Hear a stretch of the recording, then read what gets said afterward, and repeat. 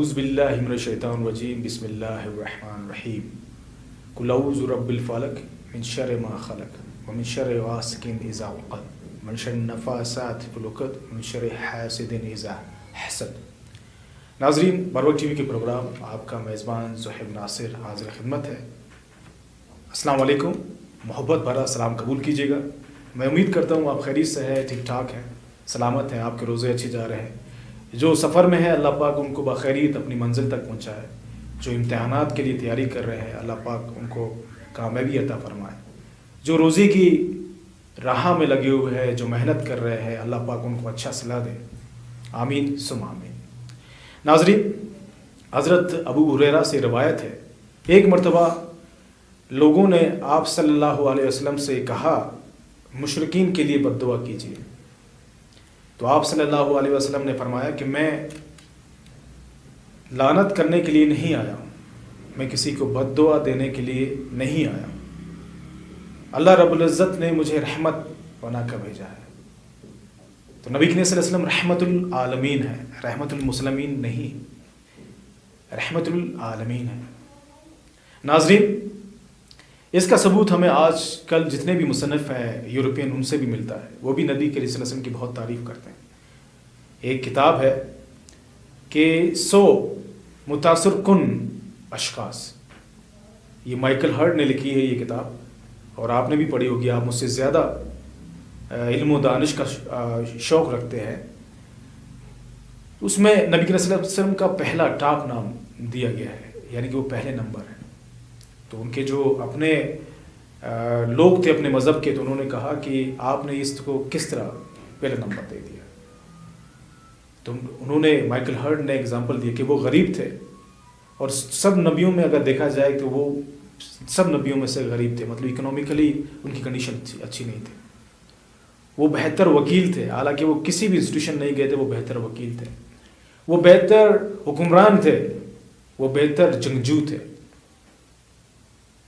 वो यतीम थे, लेकिन अपनी ज़िंदगी को ऐसे गुजारा कि उनको सारे जितने भी अलूम हैं सब अता किए गए नबी करीम सल्लल्लाहु अलैहि वसल्लम को, उन पर लाखों करोड़ों दरूद सलाम। तो इस तरह माइकल हर्ट ने अपने लोगों को कन्विंस किया, और इसी तरीके से नबी करीम सल्लल्लाहु अलैहि वसल्लम की जितनी भी बातें हैं वो फैलती जा रही हैं। यहाँ तक कि यूनाइटेड नेशन का जो नबी करीम सल्लल्लाहु अलैहि वसल्लम का लास्ट सरमन है, यानी कि खुतबा है, वो भी यूनाइटेड नेशन में दिया गया है, यानी कि एक शिक बन चुकी है यूनाइटेड नेशन की कि रेसिज्म नहीं, नस्ल परस्ती उसमें नहीं, किसी के ऊपर बदतरी नहीं है, कोई अमीर गरीब का फ़र्क नहीं है, कोई अजबी नहीं, कोई हबशी नहीं, सारे एक इंसान है। तो नबी करीम सल्लल्लाहु अलैहि वसल्लम रहमतुल आलमीन है, रहमतुल सिर्फ मुस्लिमीन नहीं है, सब के लिए रहमत है, सब के लिए, जितने भी मज़हब में जितने लोग हैं सब के लिए। क्योंकि इसलिए तो हमारे कुरान मजीद में जितने भी नबी हैं सबको हम मानते हैं। हज़रत मूसा को भी हम मानते हैं, हज़रत ईसा अलैहिस्सलाम को भी हम मानते हैं, हज़रत याकूब को भी मानते हैं, जितने भी नबी हैं, जितने भी, उन सबको हम मानते हैं। तो इससे ये हमें सबक मिलता है कि हमारे जो नबी हैं नबी करीम सल्लल्लाहु अलैहि वसल्लम वो रहमतुल आलमीन है। नाज़रीन, इस बात से यानी कि उन्होंने कहा कि मुझे यहाँ पर किसी को बद्दुआ देने के लिए नहीं भेजा गया, बल्कि मोहब्बत फैलाने के लिए भेजा गया है।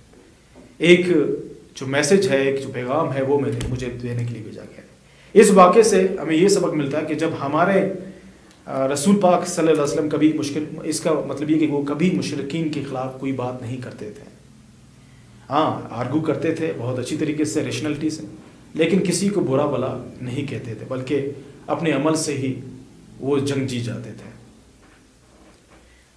नाज़रीन, हमारे नबी करीम सल्लल्लाहु अलैहि वसल्लम अगर किसी मज़हब को बुरा नहीं कहते तो हम कौन होते हैं कि हम किसी को बुरा बोलें।